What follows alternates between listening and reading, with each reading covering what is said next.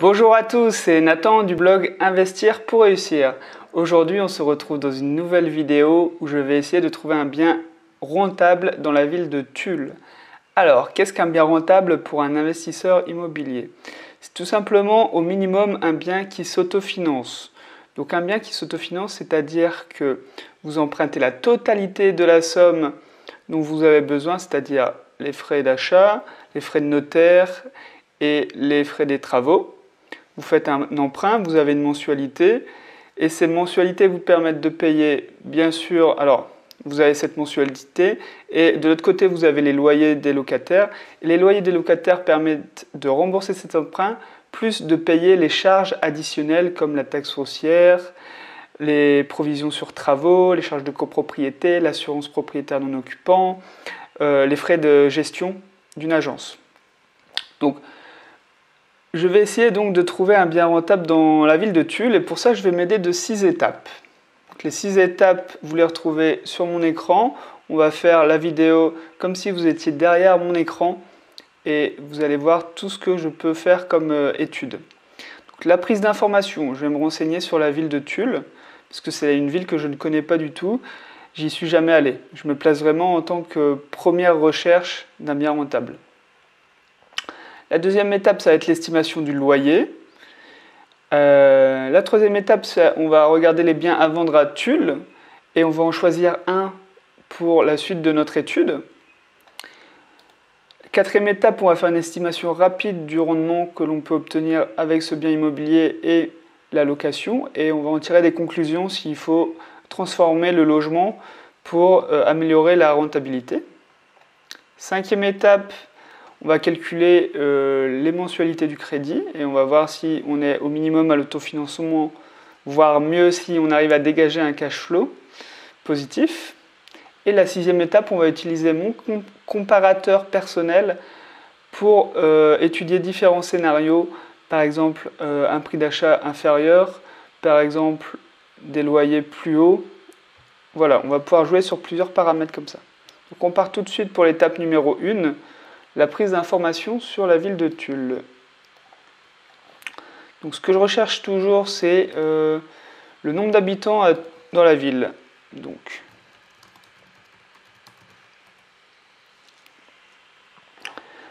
Tulle est une commune du sud-ouest de la France, préfecture du département de la Corrèze. Population de 15 000 habitants, donc c'est pour moi une ville petite, en dessous de 20 000 habitants. Et une population aire urbaine de 31 000 habitants. On est donc sur un petit marché. Petit marché, hein, mais qui n'est pas forcément inintéressant pour des investisseurs. On va essayer de voir justement ce qui est possible. Alors,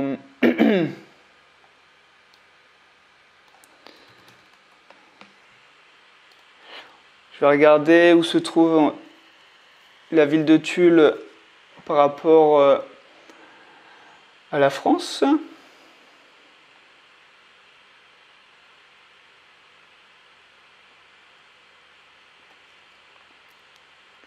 Donc la ville la plus grande ville que je connais, c'est Brive-la-Gaillarde à côté. Hein. Après vous avez Aurillac, Limoges. Ok.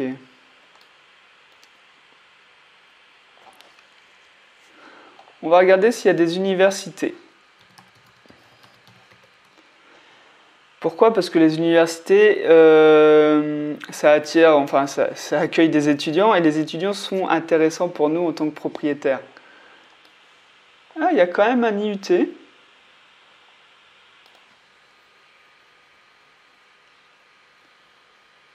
Par contre, il faut des étudiants en école supérieure, parce que les lycéens vivent en général chez leurs parents. Hein.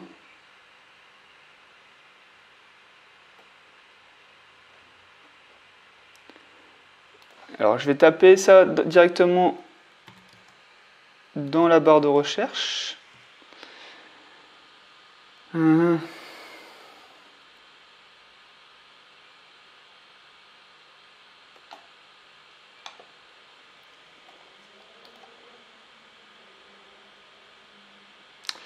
Alors, donc l'IUT de Tulle, c'est une antenne de l'Université de Limoges et compte parmi les 6 UIT de l'Académie. D'accord. Il y a deux cursus qui sont proposés, l'hygiène, sécurité et environnement, et génie industriel et maintenance. C'est Bac plus 2. Il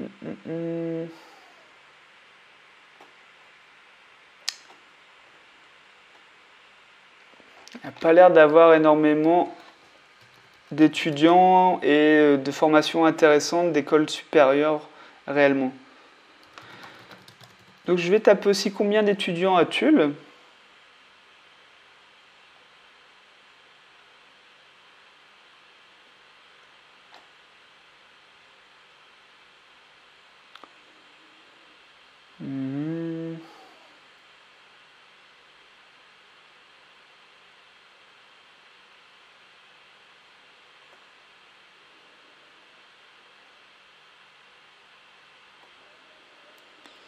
Il parle de 275 étudiants à Tulle. Mais si c'est des personnes en IUT, DUT, bah souvent c'est aussi des personnes qui habitent proches et qui rentrent chez leurs parents. Donc je vais mettre 300 personnes. Mais j'ai pas l'impression qu'il y ait un gros marché. Donc, maintenant je vais regarder les hôtels.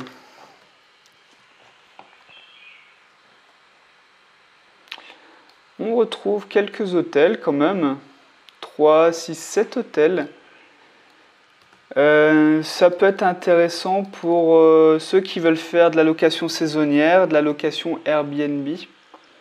Parce que les hôtels, ces groupes ont fait des études bien meilleures que les nôtres en tant que particuliers. Et donc s'ils ont décidé de s'installer à Tulle, c'est qu'il y a un marché locatif. En général, c'est comme ça. 7 hôtels pour 15 000 étudiants, c'est pas mal. 15 000 citoyens, c'est bien. Ce qu'on peut regarder aussi, c'est les résidences étudiantes. On a regardé le nombre d'étudiants, mais on n'a pas trouvé grand-chose. Et le nombre de résidences étudiantes, ça peut nous aider à approfondir cette info. Parce que c'est le même principe, s'il y a des résidences étudiantes, c'est qu'il y a des étudiants qui y logent. Des hôpitaux. Est-ce qu'il y a un hôpital déjà à Tulle? Ok, centre hospitalier de Tulle. Pourquoi les hôpitaux? Parce que ça attire toujours du monde, hein, que ce soit du personnel de santé avec les internes qui doivent se déplacer tous les ans, etc., pour faire des spécialités, mais également pour la famille des patients qui vient voir justement les patients qui ont souvent besoin de se loger le temps de l'hospitalisation. Alors, je suis sur le site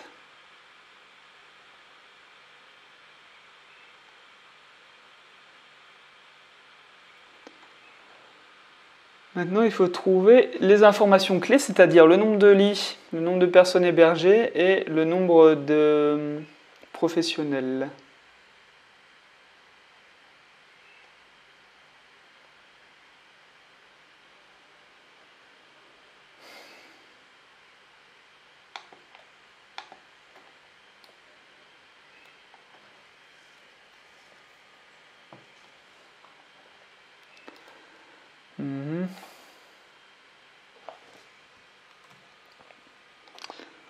Donc, j'arrive pas à trouver pour le moment les chiffres clés.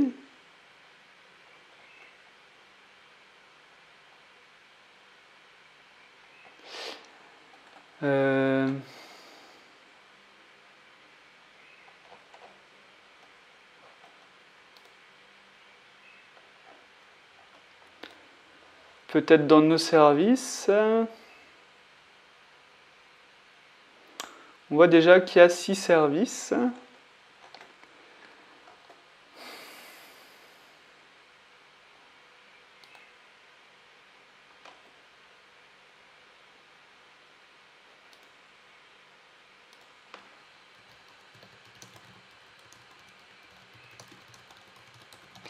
On va taper dans Google hein, si on ne trouve pas les informations.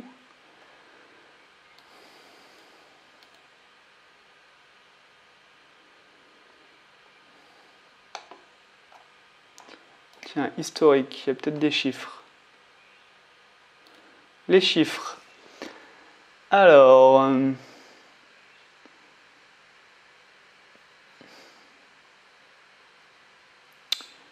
cherche des informations intéressantes.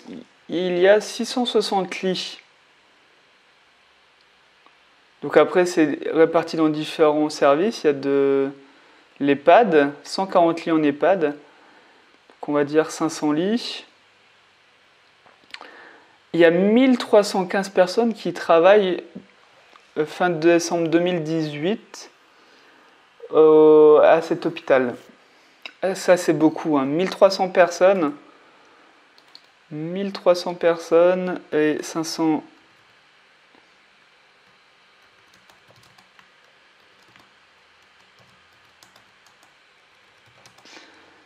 C'est beaucoup pour une ville de 15 000 étudiants. Donc, potentiellement, l'hôpital, là, qui est un peu à l'écart, j'ai l'impression, du centre de Tulle, est un bassin d'emploi intéressant et un bassin de location intéressant. Ok. On va passer à l'étape 2, on va faire une estimation du loyer. Donc je vais regarder un peu combien on pourrait louer un T2 pour un couple, location classique, j'ai envie de dire, à Tulle. Donc moi j'aime bien utiliser le site meilleur, enfin bien ici, pour consulter les annonces.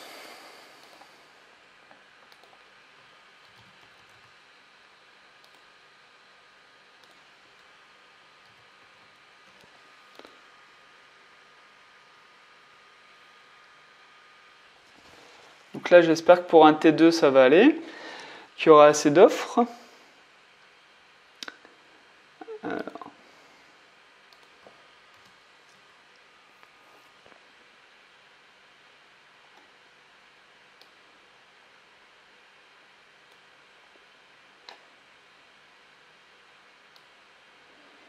La préfecture aussi doit employer du monde. Ouais, ça doit être un bon bassin aussi d'emploi. La préfecture, le centre hospitalier sont à côté. Donc, la location, 40 mètres carrés, 400 euros.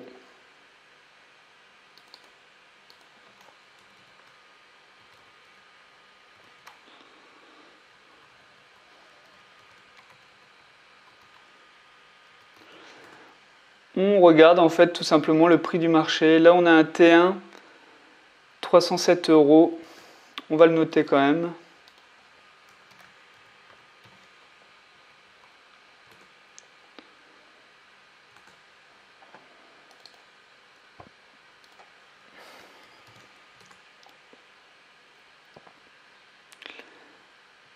Wow, on a un grand 2 pièces, 76 mètres carrés, 410 euros.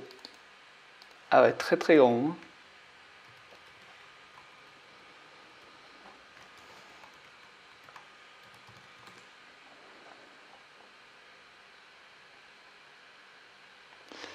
Encore un autre T1, 25 mètres carrés, 330 euros.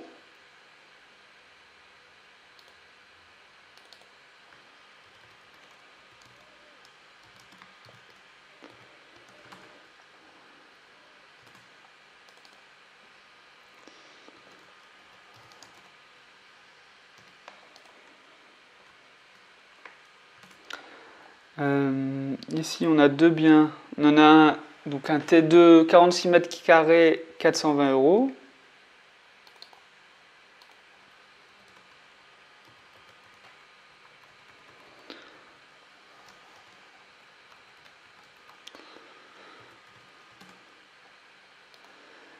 Et le deuxième, c'est exactement le même, hein, j'ai l'impression. Ici, on a un T2 de 29 mètres carrés, un peu plus petit, à 370 euros.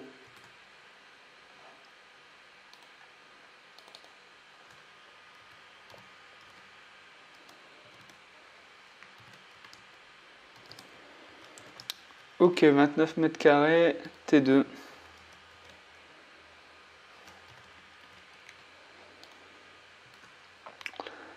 Ok, ça nous donne une idée un peu des prix de location. Et la différence entre un T1 et un T2 est quand même pas négligeable. On peut augmenter de 70 € par rapport à ces deux appartements en location. Donc, ce qui va être intéressant de chercher, ça va être des studios qu'on pourrait agrandir en T2 pour bénéficier d'un prix d'achat un peu plus faible qu'un T2 et pour avoir le loyer d'un T2, tout simplement. Donc on va passer à l'étape numéro 3, les biens à vendre à Tulle. Donc,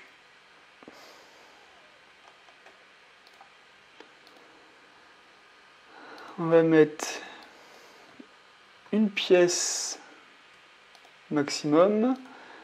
Le prix d'achat, j'espère que pour 120 000 €, je vais trouver des choses.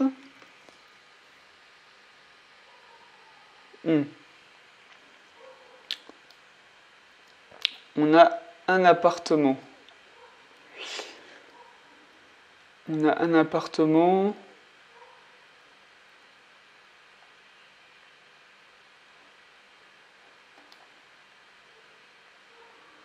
Non, on a celui-là aussi. Ah non.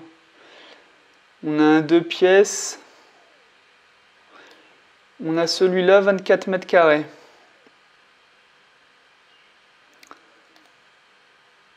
On va regarder.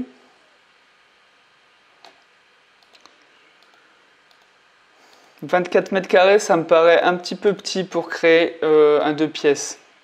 Voilà. C'est ce qui m'embête un petit peu. Il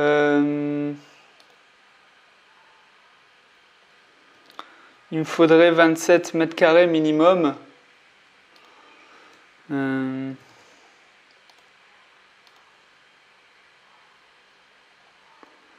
Alors il y a celui-ci, étonnamment, qui est un 2 pièces, mais lui, ils connaissent pas l'emplacement précis. Hein. Ils le disent bien ici. Donc lui, on aurait 48 mètres carrés, 54 000 €.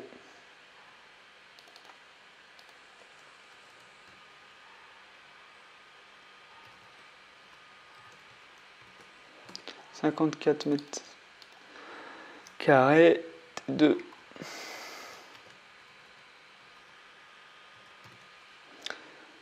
48 mètres carrés. On va regarder sur le Bon Coin si on ne trouve pas d'autres appartements studios à Tulle. Parce que là, on n'a pas beaucoup de on n'a pas beaucoup de biens à vendre en fait. Donc ça va être dur de faire l'étude. C'est aussi parce que c'est une plus petite ville. Hein. Il n'y a pas de secret, il y a forcément moins de biens à vendre.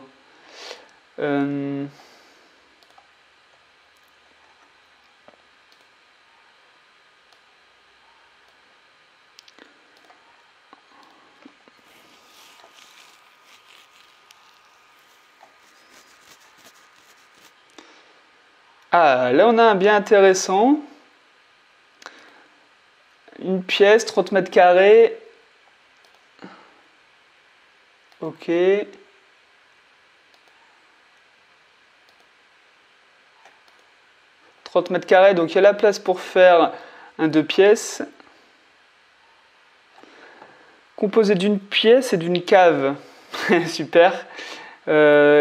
Situé dans le centre de Tulle. Pas de travaux à prévoir.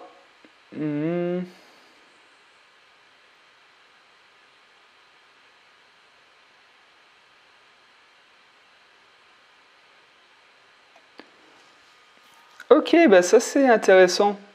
On va noter.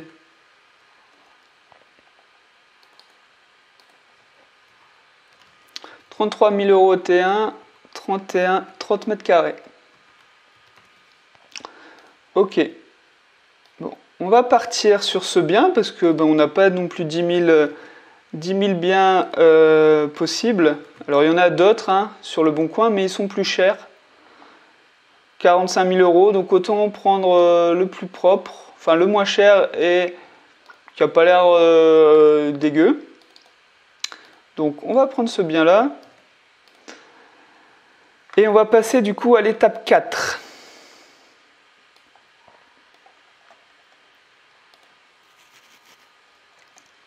Alors, on va récapituler le coût total d'achat. Donc le coût d'achat, 33 000 €, c'est le prix affiché. Je ne parle même pas de négociation pour le moment. Les frais de notaire, ça va être à peu près 10% pour des petites sommes, 3 000 €.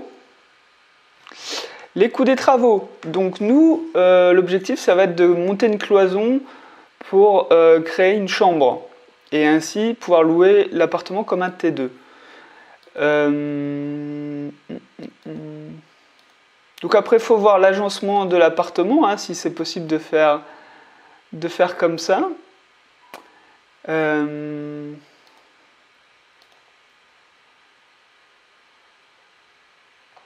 Mais 30 mètres carrés, en général, c'est grand. Hein. Enfin, c'est grand. On a la place. Techniquement, c'est possible. Après, ça dépend de l'agencement de l'appartement. Donc, on va faire des travaux. Donc, monter une cloison, ça ne coûte pas très très cher, mais peut-être 6 000 €. Peut-être 6 000 €. Allez, peut-être 8 000 € en tout, histoire de rénover aussi l'appartement. Bon, la cuisine n'a pas l'air trop moche, mais bon. La salle de bain, peut-être qu'il faudra refaire la salle de bain. Ouais.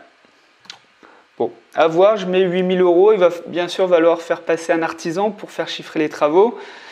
Et vous aussi, imaginez différents travaux possibles pour l'appartement et intéressants. Donc des travaux intéressants, c'est des travaux qui permettent d'augmenter la qualité du bien sans trop mettre d'argent. Hein, il faut réfléchir intelligemment et trouver les travaux qui apportent le plus de valeur pour le moins d'argent possible. Donc des fois c'est pas grand chose, hein, c'est un coup de peinture pour faire propre, c'est des plaintes au sol, c'est boucher les trous dans les murs s'il y a. Ça coûte pas d'argent et ça fait tout de suite une meilleure impression. Ça peut être aussi mettre des beaux abat-jours aux lampes, ça peut être remplacer les interrupteurs, les prises par des nouveaux modèles. Voilà.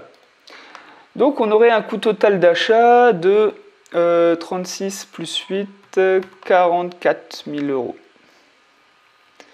44 000 € et on pourrait louer notre T2 à... donc il y en a qui le louent 400 €, d'autres 410, 420, 370. Nous, c'est un petit T2, donc je pense pas qu'on louera moins de 370, mais pas plus de 400.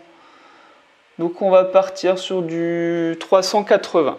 Allez, vu qu'on va proposer un bien rénové, 380. 380, ben on était déjà à 380 ici. Maintenant, on va regarder si on respecte la règle des 1%. La règle des 1%, c'est quoi? C'est est-ce qu'un mois de loyer, donc ici 380 €, correspond à 1% du coût total d'achat? Donc non, ici, ça ne correspond pas à 1%, parce qu'il faudrait acheter l'appartement à 38 000 € tout compris. Mais on n'est vraiment pas loin. On n'est pas loin, en plus, on n'a pas encore négocié le coût d'achat, voilà le prix d'achat. On n'a rien négocié. Et c'est pas obligatoire non plus de respecter la règle des 1%, c'est un ordre d'idée. Et quand on est aussi près du 1%, c'est déjà en général un investissement plutôt intéressant, plutôt rentable. Ensuite, il faut bien sûr faire les études complémentaires qu'on va faire dans les prochaines étapes. Donc, on va passer à l'étape 5 et on va regarder un petit peu les mensualités. Combien est-ce qu'elles nous coûteraient? Et si elle rembourse notre prêt? Enfin, si notre loyer rembourse notre prêt. Donc, on avait un coût total de 44 000 €. Le loyer estimé, on avait dit 380. Là, on va prendre une marge de 30% sur ses revenus bruts. C'est ce que de toute façon la banque va faire quand vous allez lui donner votre dossier et quand vous allez lui demander un prêt. Ils vont enlever automatiquement 30%. Pourquoi? Parce qu'ils savent que vous aurez de la vacance locative, que vous avez peut-être une agence qui va gérer, que vous avez peut-être également la taxe foncière et des charges de copropriété à payer. Voilà, donc ils ne cherchent pas trop à comprendre, ils prennent 30%, d'autres banques 25%. On va partir sur 30%. Et même pour vous, vous devez faire le calcul parce que c'est souvent réaliste, hein, les 30%. En pratique, c'est souvent ça. Et on n'a même pas encore parlé d'impôts. Donc 30%, donc ça nous fait du moins 120 €, donc 260 € pour résumer de revenus nets. La durée du prêt, moi je la prends toujours sur la durée maximale, donc c'est-à-dire 20 ans pour des investisseurs. Il y en a qui arrivent à avoir 25 ans, mais bon, c'est rare. 20 ans, il n'y a pas de souci pour négocier ça auprès de votre banquier. Donc j'utilise le site meilleurtaux.com pour savoir combien j'aurai à payer de mensualité de crédit. Donc 44 000 € sur 20 ans. Le taux qui donne meilleur taux, nous on va faire un effort parce qu'on demande un emprunt à 110%. On va tout emprunter à la banque. Donc il faut faire un petit effort et le taux sera plutôt de 1,8. Le taux d'assurance par contre sera plus faible. 0,10 c'est ce que je mets en général. Voilà. Donc on peut voir que c'est plus intéressant en fait de faire baisser le taux d'assurance que faire baisser le taux d'intérêt général. On va le voir ici. Par exemple, on est à 222 € de mensualité. Si je baisse de 0,1% ici, on va être à 220. Donc on a gagné 2 €. Et là, par contre, pour mon exemple, je ne vais pas pouvoir faire baisser de 0,1 le taux d'assurance, sinon j'arrive à 0. Et là, il y a un bug. Donc, pour l'exemple, donc là, on est à 226, je vais faire à 1,7, on a gagné 2 €.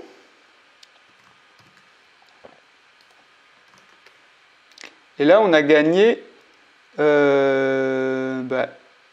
6 €, 6 €. Non, 4 €. 4 €. Donc le double. En fait, pourquoi? Parce que le taux d'assurance s'applique sur le capital total, alors que le taux d'intérêt général s'applique sur le capital restant dû. Et comme le capital restant dû diminue au fil des années, les mensualités, les intérêts baissent, alors que le taux d'assurance reste le même du premier au dernier jour. Et encore, la petite astuce, c'est justement de demander un taux d'assurance qui s'applique sur le capital restant dû, comme le taux général en fait. Mais ça, très peu d'investisseurs le savent, très peu de personnes le savent, donc c'est aussi une petite astuce, c'est de demander un taux d'assurance sur le capital restant dû. Voilà. Ça mériterait forcément plus d'explications, moi je vais m'arrêter là. Donc, on va revenir à notre affaire. On aurait des mensualités de 222 €. Et donc là, on a des loyers nets de 260 € et des mensualités de 222 €. Du coup, c'est supérieur aux mensualités. On se dégage 40 € à peu près de cash flow. Donc c'est une super bonne affaire. On a tout emprunté et on gagne un peu d'argent en plus. Pour confirmer tous ces chiffres, on va passer à l'étape 6 et mon calculateur personnel. C'est parti.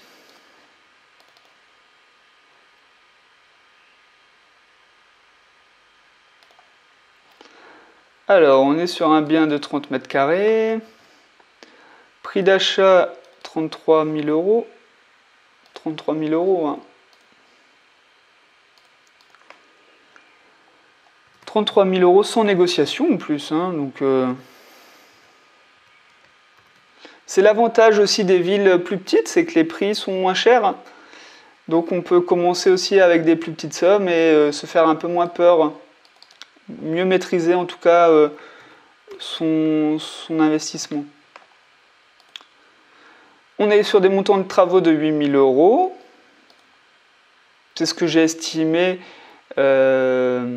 Il faudrait de toute façon faire vérifier ça par un notaire.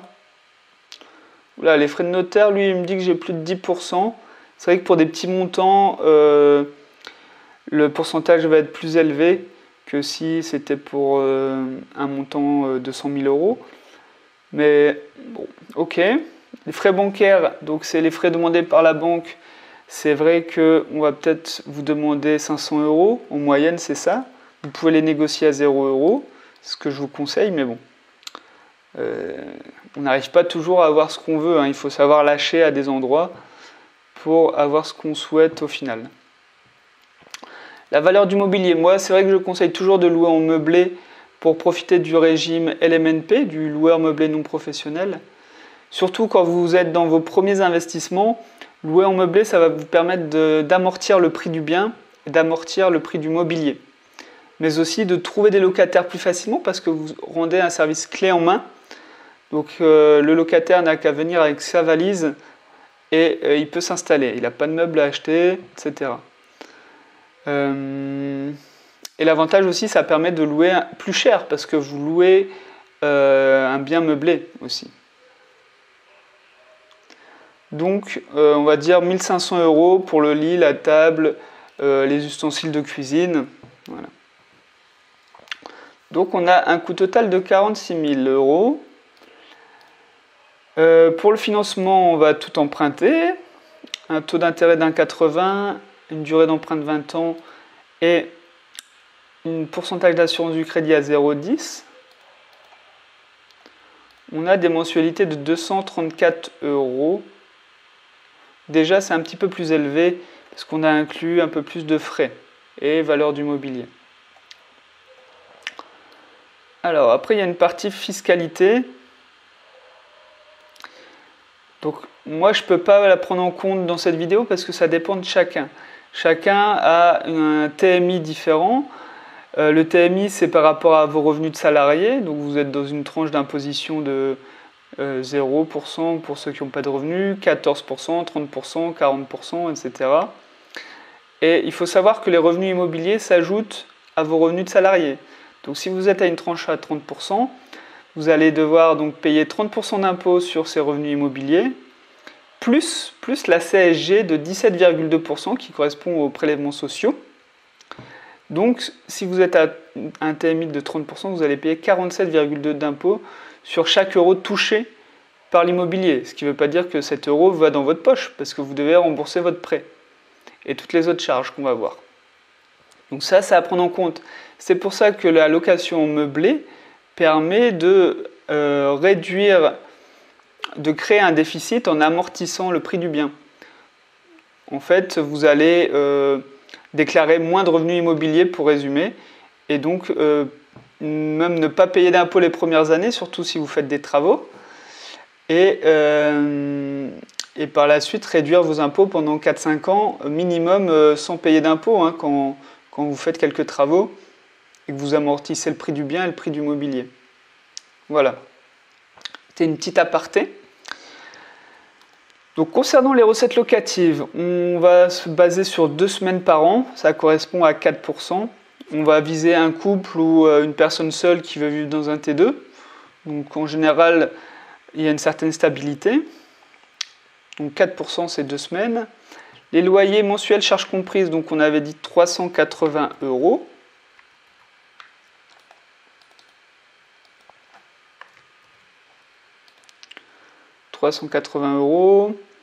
Les charges, donc les frais de gestion, si on fait gérer par une agence, ça coûte entre 7 et 8% des revenus bruts. Je regarde s'il y a des charges, si les charges sont indiquées. Les charges courantes annuelles moyennes sont de environ 750 euros. D'accord. On n'a pas la taxe foncière. Je mets la taxe de copropriété ici. On n'a pas la taxe foncière. On va devoir faire une estimation. Il faudra la demander au propriétaire, mais peut-être 400, allez, 350 €. Les réparations par an, parce qu'il y aura toujours des réparations dans l'immobilier, c'est du physique. Donc, je prends toujours un demi-mois de loyer. Donc,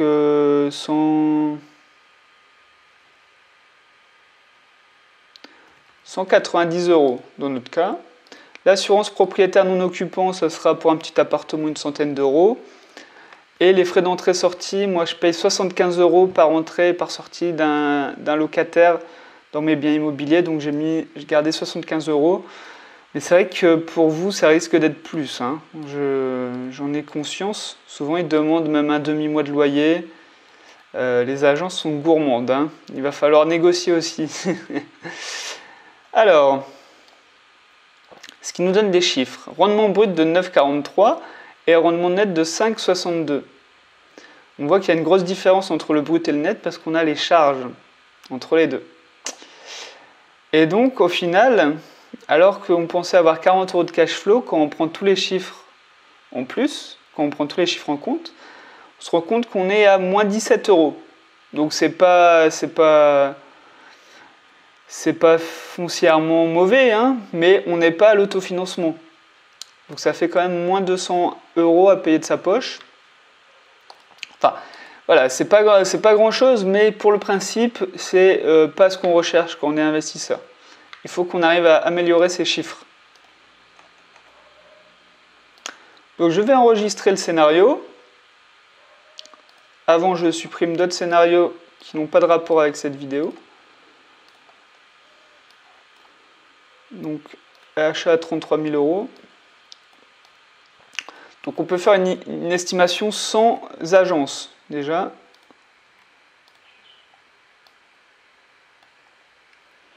Sans agence, on est tout de suite à 11 € en positif, en tout cas. On est à 11 €.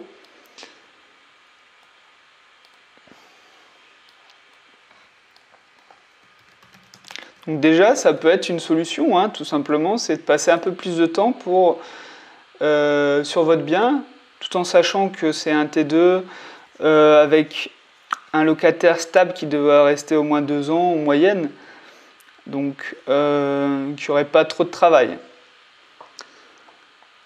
On peut commencer par sans agence, par exemple. Voilà. Après, ce qui peut être intéressant, ça peut être forcément... ça va être le prix d'achat. Voilà. Prix d'achat, si vous le négociez même de 5 000 €, vous allez voir, 5 000 € tout de suite, vous êtes à 40 € de cash flow, donc vous prenez vraiment une marge de sécurité plus importante, hein. Ça fait quand même 520 € en plus par an. Là, vous avez un bien qui se paye tout seul et plus qui dégage un petit billet de 40 €. C'est intéressant. Donc, hop, j'enregistre le scénario. Après, ce qui pourrait être intéressant de voir, c'est le loyer. Si on le met à 400 €, après on commence à prendre des risques de ne pas pouvoir le louer, mais on peut faire une simulation avec un loyer haut. Donc, par exemple, 400 €.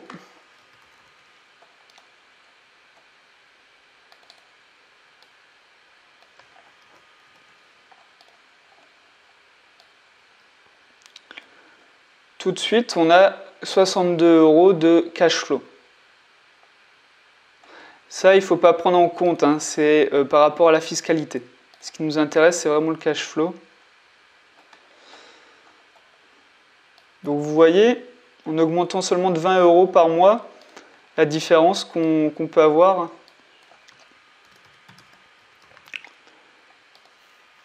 On va comparer les différents scénarios maintenant.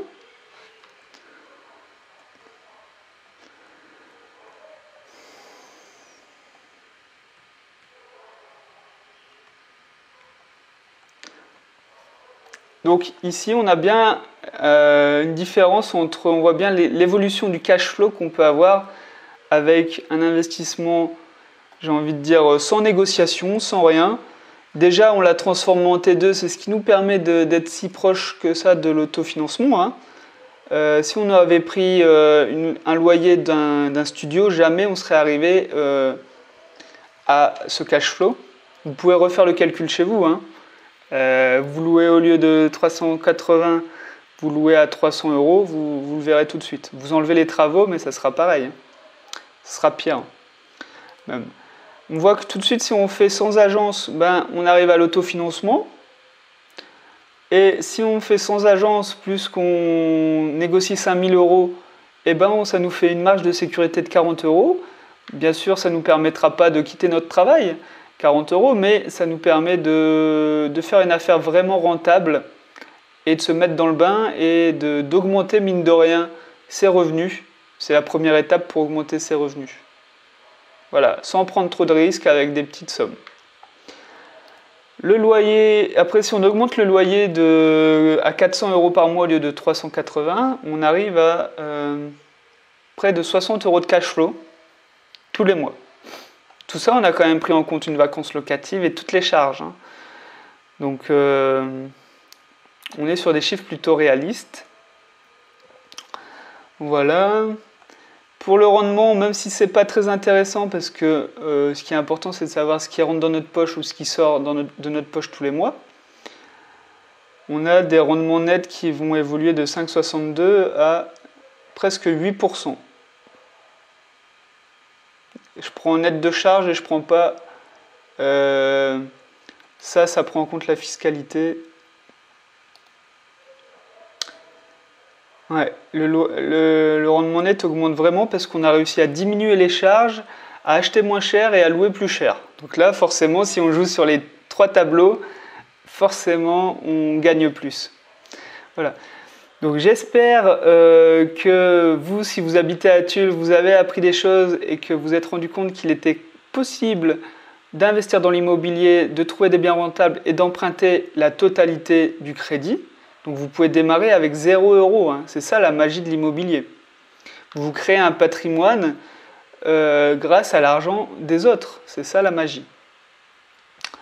En tout cas, si vous avez aimé ma vidéo et que vous voulez en savoir plus sur moi, je vous conseille de vous abonner à ma chaîne YouTube. Si vous voulez aussi faire la bonne affaire en immobilier, vous retrouverez une vidéo et dans la description un lien pour télécharger le guide Comment faire une bonne affaire en immobilier. Je donne 7 astuces pour y parvenir, 7 astuces pratiques pour vous faire gagner des milliers d'euros. Et moi, je vous souhaite en tout cas une bonne journée et des bons investissements à tous. Allez, ciao!